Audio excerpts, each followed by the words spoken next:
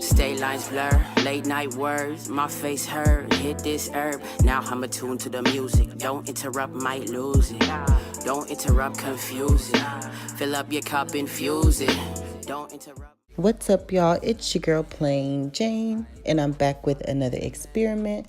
Today I'm going to be showing you how to make these shrimp loaded pierogies.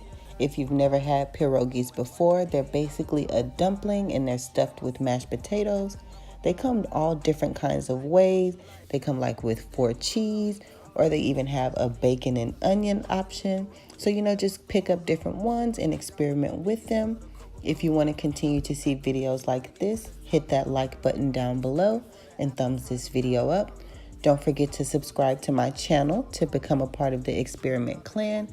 And don't forget to share this video with your friends as well. Tell a friend to check out my channel. So for this recipe, you'll need some flour. I use self-rising. You can use all-purpose. You'll need butter.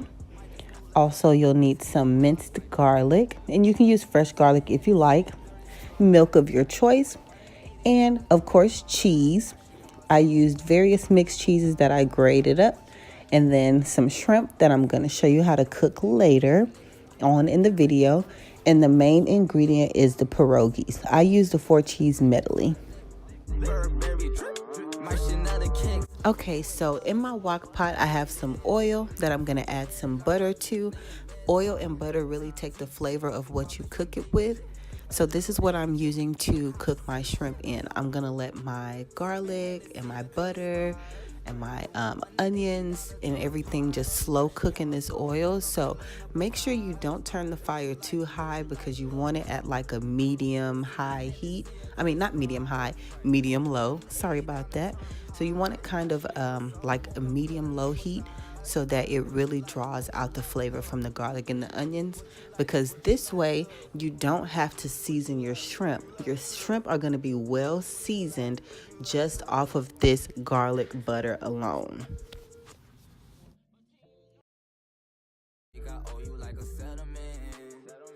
Okay, y'all, so as you can see, I put a lot of garlic in there. You can use fresh garlic, but I just chose to use the minced already. And the reason why I put so much garlic is because I want my oil to have more of a garlicky flavor so that my shrimp are more like garlic shrimp. So I just really put the onion in there just to give it that extra seasoning that it needs. But mainly you want to use majority garlic. Or, if you like more of an onion flavor, use more onions. Again, experiment. You are a part of the experiment clan. And if you're not a part of the experiment clan, then go ahead and click that subscribe button right now down below so that you can become a part of the gang, because it's super lit over here and we're eating good. Okay, so as I said earlier, I'm just letting the garlic and the onions just simmer down in that oil, keeping my eye on it, making sure that it doesn't burn before I start adding my seasonings.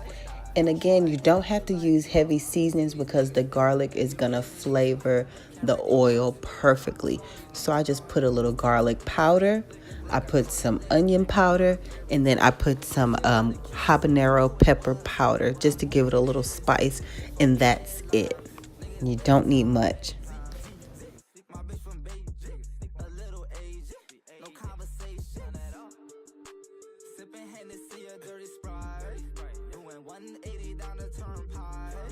Now, this garlic oil is perfect for any type of seafood.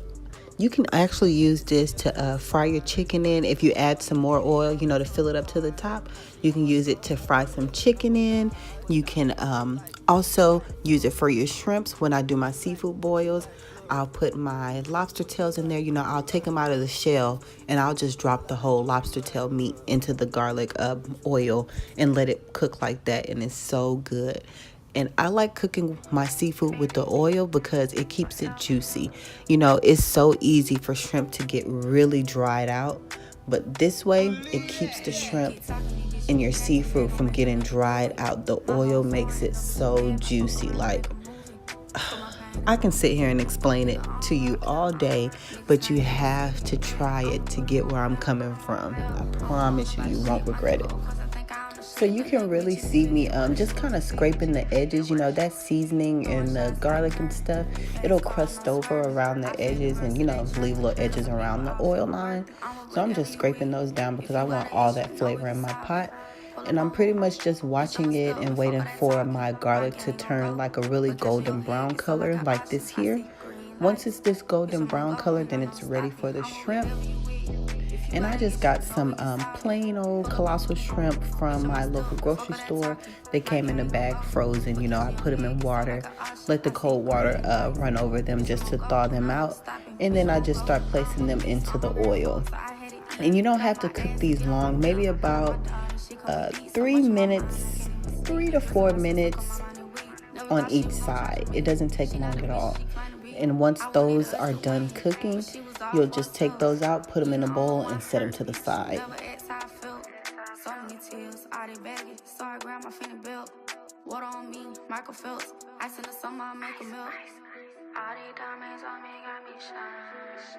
I'm blowing up so fat at perfect time.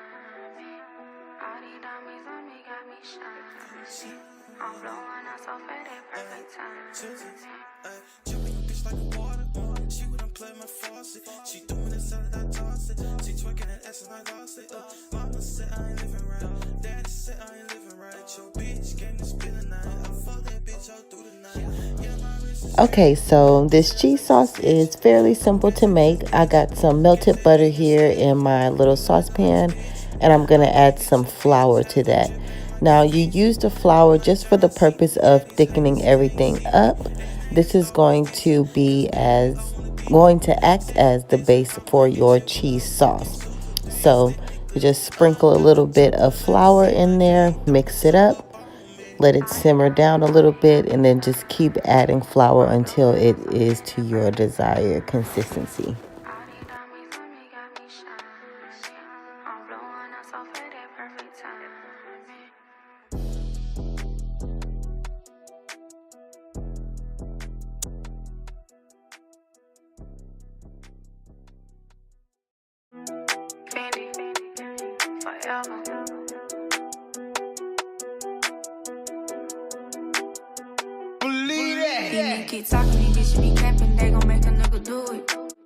Okay, so this is a very important step when it comes to your cheese sauce. You want to make sure that it's seasoned well. You can use just salt and pepper. I like the garlic flavor in my cheese sauce, so that's why I decided to use garlic salt, but it's totally optional. When adding your cheese into your cheese sauce, do it about maybe half of a handful at a time. Don't pour all of your cheese in there at once. Just sprinkle a little bit of cheese, mix it, grab some more, put it in there until you eventually finish the rest of your cheese. You do want to save some cheese to the side because you're going to also sprinkle some of the shredded cheese on top of the pierogies at the end. So use majority of the cheese in the cheese sauce just to get your desired flavor and texture, and then save the rest for the top.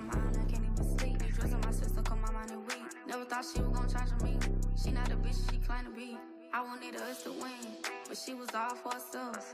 You ain't the only one hurt, bitch. You never asked how I felt. So many tears, all they baggy. Sorry, grandma finna belt. Water on me, Michael Phelps. I send her some, I'll make a milk. All these diamonds on me got me shining. I'm blowing up so fat at perfect timing. All these diamonds on me got me shining. I'm blowing up so fat at perfect timing. Bitch like a water boy. She wouldn't play my faucet. She doing it so that I toss it. She twerking that ass and I lost it. Mama said I ain't living right. Daddy said I ain't living right. Your bitch came to spend the night. I fuck that bitch all through the night. This is a little secret that I use to make sure that my cheese sauce is super creamy, velvety, and nice and smooth.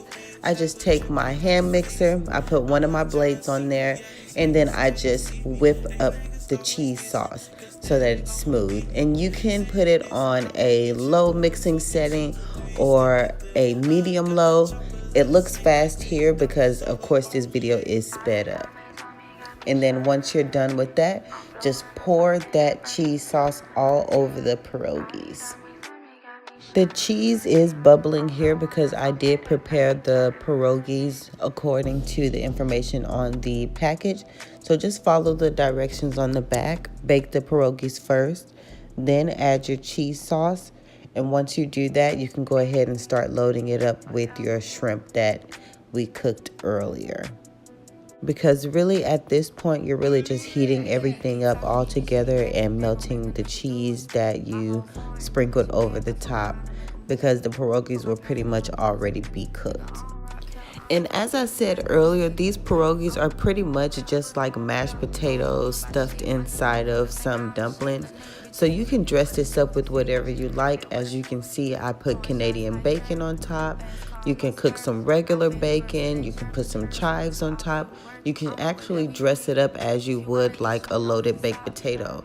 Any way will taste delicious, you know. Experiment, as I always say.